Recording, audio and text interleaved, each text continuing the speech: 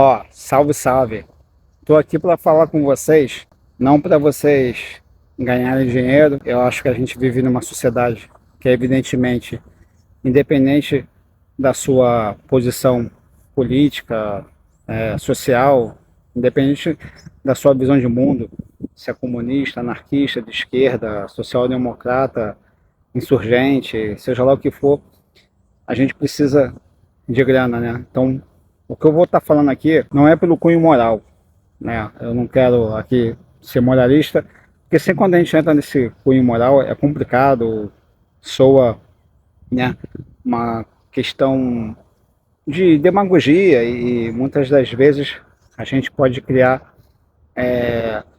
um aspecto contraditório, desleal, desonesto. Por que eu estou falando isso, pessoal? Porque quem for cair de paraquedas nesse vídeo, quem já me acompanha aqui no à margem sabe muito bem a posição que eu, enquanto anarquista, tenho com relação ao capital, ao capitalismo e esse culto a ganhar dinheiro o tempo todo, a estar disponível a estar ganhando dinheiro o tempo todo. Então, já citei aqui recentemente Fred Motta e Stefano, que vão falar do perigo da noção de aprimoramento que o sistema capitalista ele vai introduzindo para muito além da relação empregado e patrão. Então, quem me acompanha aqui, pessoal, sabe que a gente tem que tocar nessas feridas, independente das pautas que eu venho aqui abordar. Para mim, enquanto anarquista, evidentemente, o aspecto econômico ele tem que estar presente. E aí, já que a gente está no canal anarquista, aqui também é muito bom, bacana a gente falar dos anarquistas, do anarquismo, uma visão de um anarquista se debruçando sobre essas questões que tange o nosso dia a dia, aquilo que de fato vai nos afetar. E essa questão do dinheiro, pessoal, ela é muito importante para a gente que é radical, para a gente que se posiciona com veemência a qualquer tipo de política do desenvolvimento que parte da esquerda ela precisa estar fazendo, pensando, né, no seu conluio político, no seu cálculo eleitoral, todas essas coisas que uma política do parlamento ela necessita pensar para ela se manter. E portanto a minha reflexão aqui ela vai nessa linha que afetou muito os anarquistas de uma maneira prejudicial, evidentemente, que foi quando ali no começo do século XX uma gama de setores da nossa sociedade, juristas, jornalistas, médicos, psiquiatras, intelectuais, inclusive, evidentemente ali mais da parte da direita, mas intelectuais também ali do campo da esquerda, muito ligado a esses partidos que a gente chama de reformistas, toda essa gama setorial da nossa sociedade, ela começou a taxar os anarquistas de perigosos.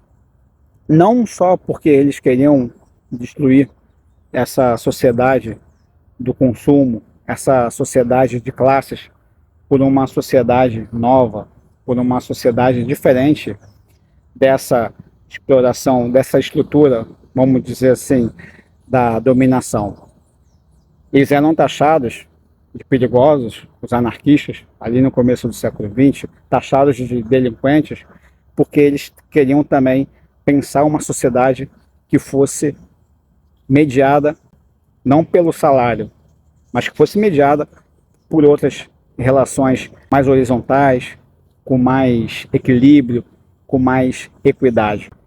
E aí, né, eu termino essa reflexão trazendo também um camarada anarquista cubano, Eleutério Ascaso, tem uma entrevista dele lá no site do IEL, do Instituto de Estudos Libertários, uma entrevista que ele concedeu ao nosso camarada aqui, conterrâneo, Cássio Brancaleone, e no qual o Eleutério ele traz uma abordagem, né? Ele resume o cenário cubano vigente, que está negociando uma transição com os Estados Unidos, cujo cenário, evidentemente, não é muito favorável para a classe trabalhadora, porque dentro dessa transição está havendo uma abertura de portas para o capital privado. E aí, o Eleutério, ele cita que dentro dessa esquerda cubana, não a da militância como um todo, mas essa que está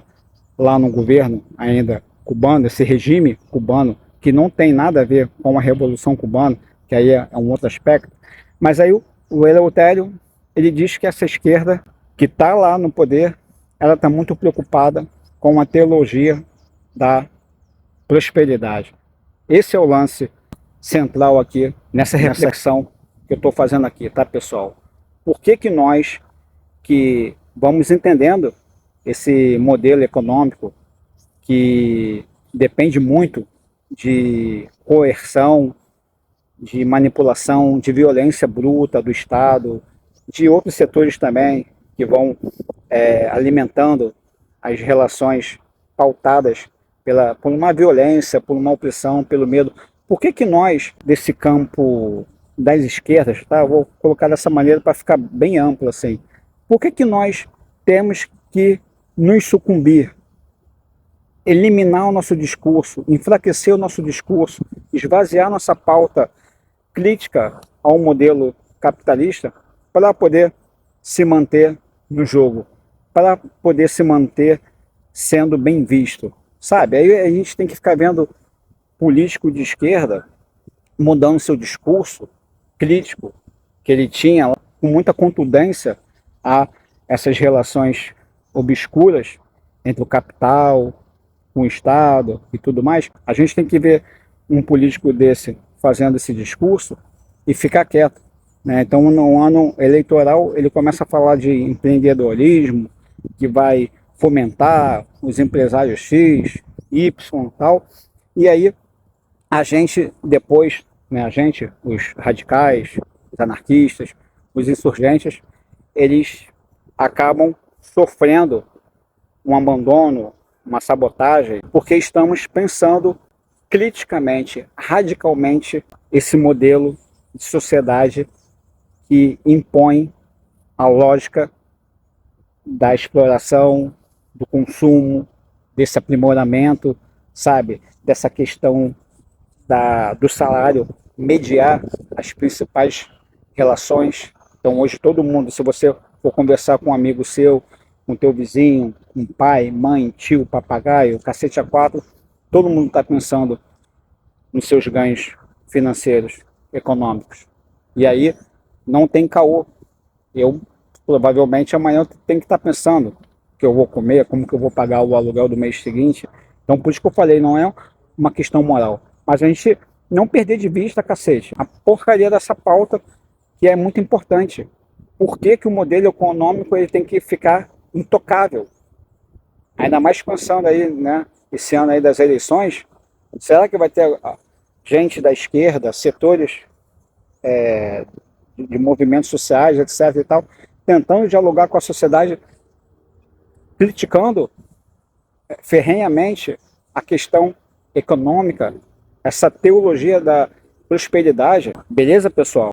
E só para não deixar passar batido, prosperidade aqui, eu sei que para quem cultiva aí uma espiritualidade, quem é da área do tarô, eu gosto de tarô, eu jogo tarô, acho uma linguagem muito bacana. Tem outros aspectos aí ligados ao esoterismo, pessoal da meditação, que gosta de trabalhar frequências vibracionais para trazer equilíbrio para a nossa cabeça.